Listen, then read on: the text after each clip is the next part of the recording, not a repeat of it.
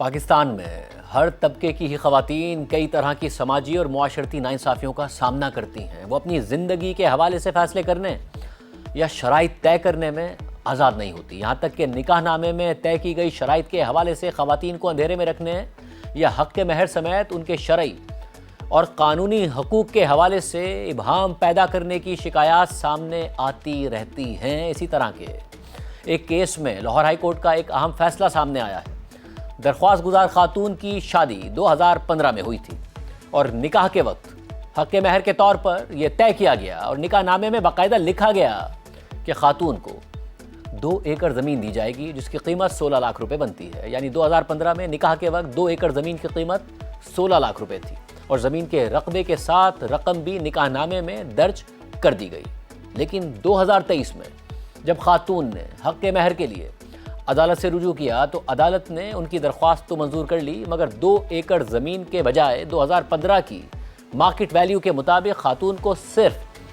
16 لاکھ روپے کا حقدار قرار دے دیا، حالانکہ مارکیٹ میں زمین کی قیمت کافی بڑھ چکی تھی۔ یہ کیس جب لاہور ہائی کورٹ کے ملتان بینچ پہنچا تو عدالت نے نہ صرف اپیلیٹ کورٹ کے فیصلے پر اعتراض اٹھاتے ہوئے دوبارہ سماعت کے لیے کیس واپس بھیج دیا، بلکہ نکاح نامے کی شرائط طے کرتے وقت خواتین کی مرضی، سمجھ بوجھ اور معاشرتی روایات کو سامنے رکھ کر فیصلے کرنے کے حوالے سے ماتحت عدالتوں کو کئی اہم ہدایات بھی دیں۔ جسٹس سلطان تنویر کے فیصلے کے مطابق سمیرہ بی بی نامی خاتون نے اپیلیٹ کورٹ کے 11 مارچ 2023 کے اس فیصلے کے خلاف یہ درخواست دائر کی ہے جس میں اپیلیٹ کورٹ نے نکاح نامے میں حق مہر کے طور پر طے کی گئی 2 ایکڑ زمین کی فراہمی کے حوالے سے ان کی اپیل جزوی طور پر منظور کر لی تھی، تاہم فیملی کورٹ کے فیصلے میں کچھ تبدیلی کرتے ہوئے قرار دیا گیا تھا کہ درخواست گزار خاتون نکاح نامے میں درج زمین کے بجائے 16 لاکھ روپے وصول کرنے کی حقدار ہیں۔ فیصلے کے مطابق خاتون کی وکیل نے موقف اختیار کیا کہ نکاح نامے کے متعلقہ کالم میں زمین کے متبادل کے طور پر جو قیمت درج ہے یعنی 16 لاکھ روپے، وہ زمین کی اس قیمت کو ظاہر کرتی ہے جو شادی کے وقت تھی اور شادی 5 جنوری 2015 کو ہوئی تھی۔ خاتون کی وکیل کے مطابق اپیلیٹ کورٹ نے زمین کے بدلے رقم کی وصولی کی اجازت دیتے ہوئے نکاح نامے کی متعلقہ شق کی غلط تشریح کی ہے۔ اگر اصل زمین کے بجائے متبادل رقم دی جائے تو یہ رقم زمین کی موجودہ مارکیٹ ویلیو کے برابر ہونی چاہیے۔ درخواست گزار خاتون کی وکیل نے سپریم کورٹ کے ایک کیس کا حوالہ دیتے ہوئے کہا کہ سپریم کورٹ نے اسی نوعیت کے حالات میں یہ نتیجہ اخذ کیا کہ متعلقہ شق میں شادی کے وقت زمین کی مارکیٹ ویلیو درج ہے، اس لیے بعد میں خاتون کو معاوضے کے طور پر زمین کی طے کردہ ویلیو پر منافع وصول کرنے کی اجازت دینا انصاف کے اصولوں کے مطابق ہے۔ اس کے بعد عدالت نے اپنے فیصلے میں لکھا کہ بار بار یہ طے کیا جا چکا ہے کہ نکاح نامہ ایک سول معاہدہ ہے جس میں فریقین کی طے شدہ شرائط شامل ہوتی ہیں اور اس کی شقوں کی تشریح فریقین کی نیت کی روشنی میں کی جاتی ہے۔ اس لیے نکاح کے وقت حق مہر سے متعلق فریقین کی نیت کا تعین طے شدہ اصولوں کے مطابق کیا جانا چاہیے، نہ کہ نکاح نامے کے کالمز میں درج الفاظ، ٹائٹلز یا ہیڈنگز کے مطابق، کیونکہ یہ الفاظ نہ تو حتمی ہوتے ہیں اور نہ ہی مقدس ہوتے ہیں۔ فیصلے کے مطابق نکاح نامے کے نفاذ کے بعد دلہن کو نکاح نامے میں درج اس کے حق سے کسی بھی صورت محروم نہیں کیا جا سکتا۔ نکاح نامے کی شرائط سے پیدا ہونے والے تنازعات کا فیصلہ کرنے والی عدالتوں کی اولین ذمہ داری یہ ہے کہ وہ فریقین کی حقیقی نیت کا تعین کریں اور اسی کے مطابق فیصلے کریں، نہ کہ ایسے فیصلے کریں کہ جو صرف نکاح نامے کے کسی مخصوص کالم میں لکھے گئے الفاظ یا ہیڈنگز تک محدود رہیں۔ اسی طرح یہ بھی طے شدہ اصول ہے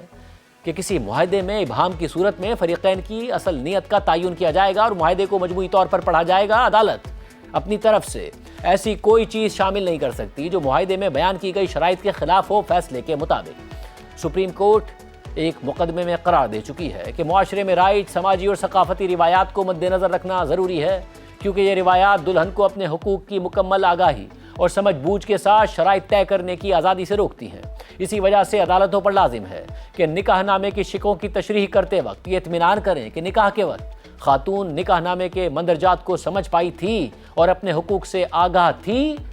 یا نہیں تھی۔ لہٰذا کوئی بھی فریق نکاح نامے میں ابہام پیدا کر کے یا ابہام ڈال کر اس سے فائدہ نہیں اٹھا سکتا۔ اس کے بعد عدالت نے سپریم کورٹ کے مذکورہ فیصلے کا متعلقہ پیراگراف ریپروڈیوس کیا ہے، جس کے مطابق عدالتوں کو نکاح نامے کے مندرجات اور شرائط کی تشریح کرتے وقت دلہن کی آزادانہ رضامندی اور اس حق کو بھی مد نظر رکھنا چاہیے کہ اس نے ایک فرد کے طور پر اپنے حقوق کی سمجھ بوجھ اور آگاہی رکھتے ہوئے نکاح نامے کی شرائط طے کی ہیں۔ یہ نکتہ معاشرے میں عام طور پر رائج سماجی اور ثقافتی روایات کے تناظر میں انتہائی اہم ہے۔ اگر نکاح نامے کی شرائط کسی اندراج یا کسی کالم کے بارے میں کوئی ابہام یا شک پیدا ہو تو اس کا فائدہ بیوی کو دیا جانا چاہیے، بشرطے کہ ریکارڈ پر ایسی مضبوط شہادت موجود نہ ہو کہ جس سے ثابت ہوتا ہو کہ خاتون کو نکاح کے وقت اس کے حقوق سے آگاہ کر دیا گیا تھا، اس نے نکاح نامے کے ہر کالم کو سمجھا تھا اور اسے اپنی مرضی سے شرائط طے کرنے کی آزادی حاصل تھی۔ اس کے بعد جسٹس سلطان تنویر نے اپنے فیصلے میں مزید لکھا ہے کہ کسی بھی معاہدے کے حقائق اور حالات کو زیادہ اہمیت دے کر اس معاہدے کی درست تشریح حاصل کی جا سکتی ہے، خاص طور پر کہ جب معاہدہ غیر رسمی ہو، مختصر ہو یا اس میں پیشہ ورانہ معاونت موجود نہ ہو۔ جسٹس سلطان تنویر آگے لکھتے ہیں کہ موجودہ مقدمے کے حقائق کے مطابق درخواست گزار خاتون کی شادی 5 جنوری 2015 کو ہوئی تھی۔ نکاح نامے کے کالم نمبر 16 میں درج شرط یہ ہے کہ جائیداد رقبہ 2 ایکڑ موزہ محمد پور کا دلہا انتقال کر کے اپنی دلہن کو دے گا۔ قیمت رقبہ 16 کنال کے 16 لاکھ روپے۔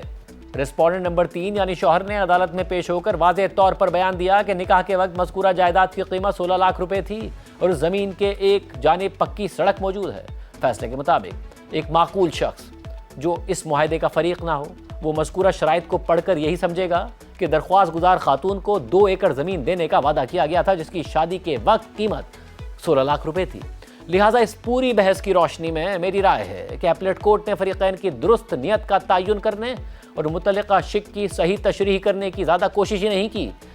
اس لیے اپیلیٹ کورٹ کا فیصلہ اس حد تک کالعدم قرار دیا جاتا ہے اور معاملہ واپس اپیلیٹ کورٹ کو بھجوایا جاتا ہے۔